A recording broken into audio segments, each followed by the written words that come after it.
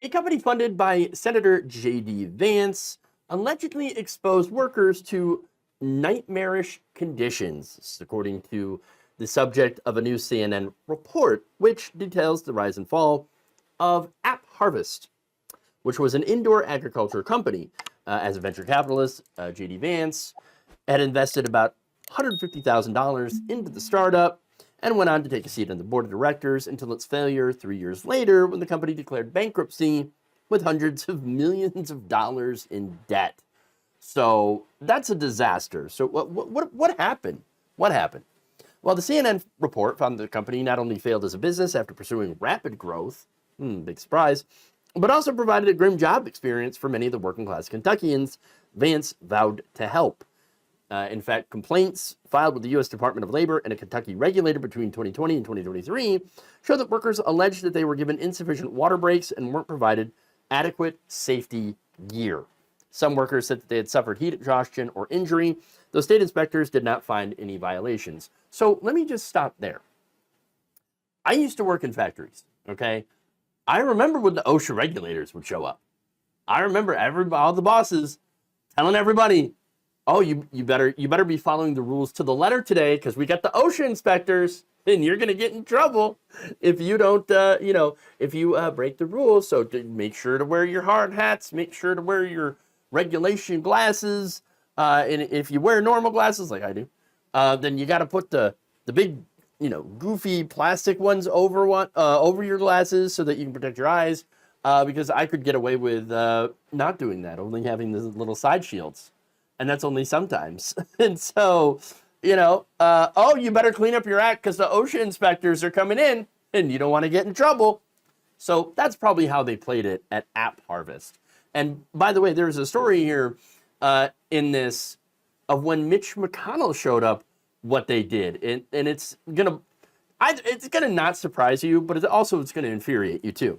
And yeah, so let's get to that. But first, the company was made up of essentially massive greenhouses since they were doing this indoor agriculture.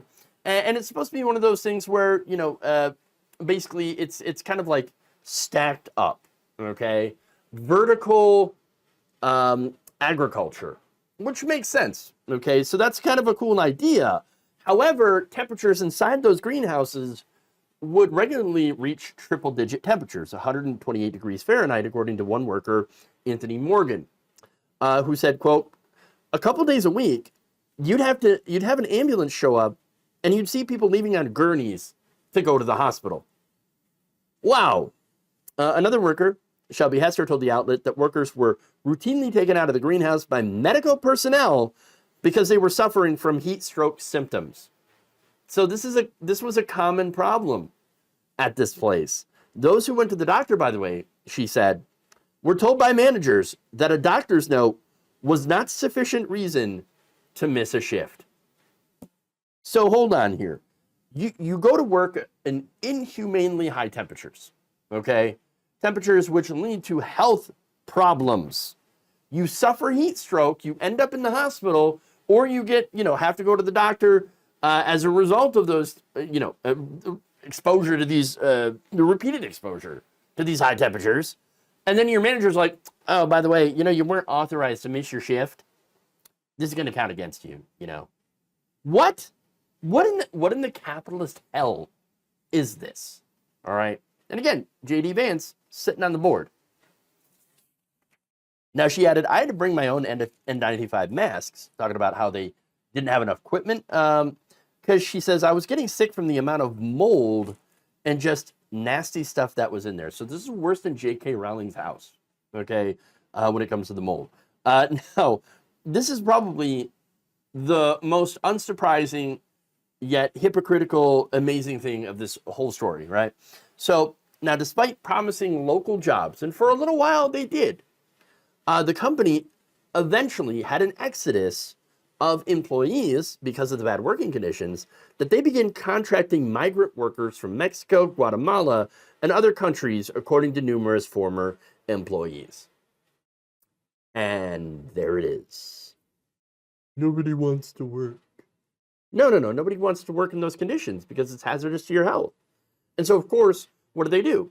they hired desperate migrant labor. Now, I don't blame the migrants for taking the jobs, for wanting to work in, for accepting these working conditions, because they are desperate. This is exploitation of immigrants.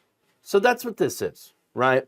So now, this guy, while this company is hiring desperate migrant labor, a guy who serves on the board is now talking about how, oh, you know what we need to do to save American jobs? We need to close the border. Biggest hypocrites in the world. And now, of course, J.D. Vance is like, oh, I had no idea that any of this was happening, so you can't pin it on me. Right. One worker, though, recounted how they hid all the contracted Hispanic workers from people who would come to visit, okay? Including Senator Mitch McConnell. Here's what they said. They brought Mitch McConnell into the greenhouse, and they sent every single Hispanic worker home before he got there. He then proceeded to have a speech about how we were taking the jobs from the Mexicans. Oh, the irony. At least 5 other workers had confirmed the employee's account of McConnell's visit to CNN. Another worker had added that the migrants were kept in separate bays from other workers and were sent away whenever the bigwigs would come through the warehouse. Oh, of course. Of course. Once again, complete and total hypocrisy. Complete and total. Now, the same could be said about this company and J.D. Vance for supporting working class people. They don't give a damn about working class people. So let's be honest about that. All right. In fact, going back to Anthony Morgan, he said, Eastern Kentucky is well known for people coming and going. They start up companies, then they disappear. They didn't care about us. And that's unfortunately too often what happens to people who are working class. Companies will come in with all sorts of promises, and then they can't deliver on those promises, and the reality hits. Now, Morgan said, look, at first, the job was okay. You know, he liked it. The hours were manageable. The benefits were better than anything else that was on offer from the employees in the area, or employers in the area. And then, later on, things changed. It took a couple of months where the company then ended up cutting costs, including the benefits, the employer-paid healthcare benefits.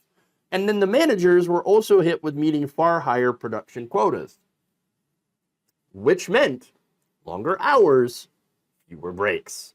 And in those temperatures, those conditions, people get sick, people get hurt, they end up going to the hospital, and people end up quitting. And that's what happens.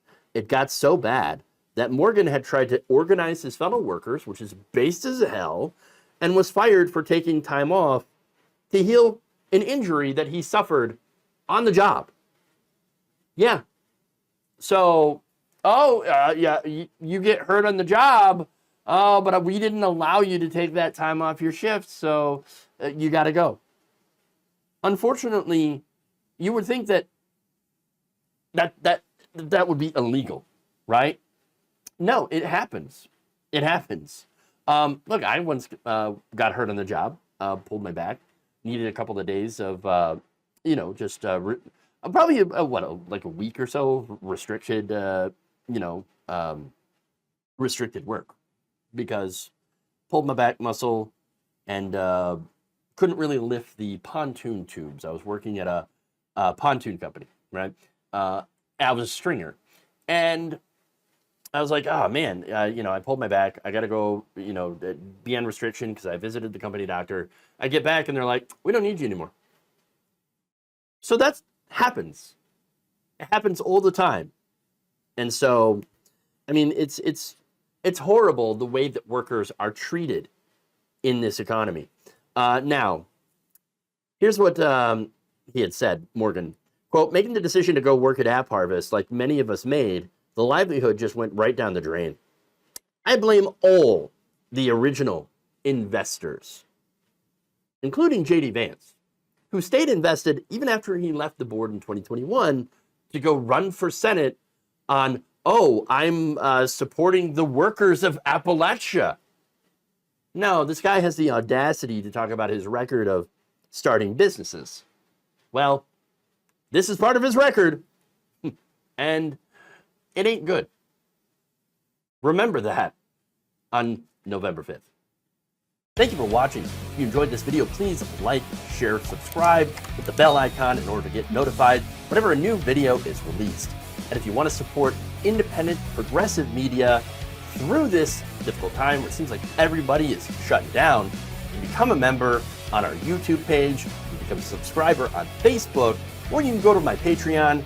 It's patreon.com/Jeff Waldorf. Thank you.